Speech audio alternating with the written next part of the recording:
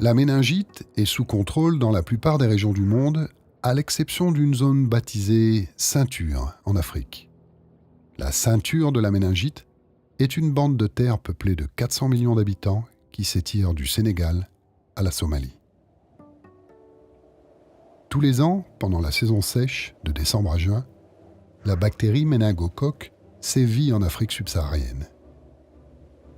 Sur un cycle de 10 ans, la méningite à méningocoque survient par vagues, mais aussi par grandes flambées épidémiques.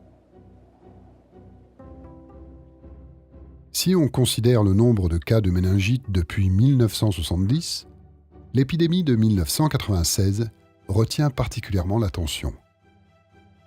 Avec ses 250 000 malades et 25 000 morts, c'est l'épidémie de méningite la plus mortelle de l'histoire. Entre 1995 et 2004, la méningite aurait été à l'origine de près de 700 000 cas et 60 000 décès dans les pays dits de la ceinture.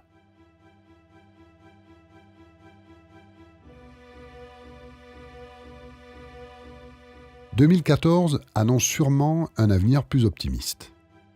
Le nombre de cas signalés pendant la saison sèche africaine est à son niveau le plus faible depuis 10 ans.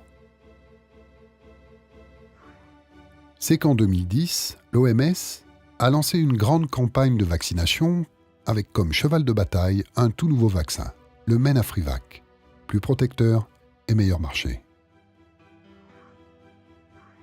Lors de cette campagne, on a vacciné plus de 150 millions de personnes dans 10 pays de la ceinture de la méningite entre 2010 et 2014. Burkina Faso, Mali, Niger, Cameroun, Tchad, Nigeria, Ghana, Bénin, Sénégal et Soudan. 3 ans plus tard, les résultats sont sensibles. Alors qu'en 2010, pendant la saison sèche, la méningite provoquait plus de 15 000 malades, en 2014, environ 6 000 cas, moins de la moitié, sont déclarés à l'OMS. 2 exceptions échappent malheureusement à la règle, la Guinée et le Soudan du Sud.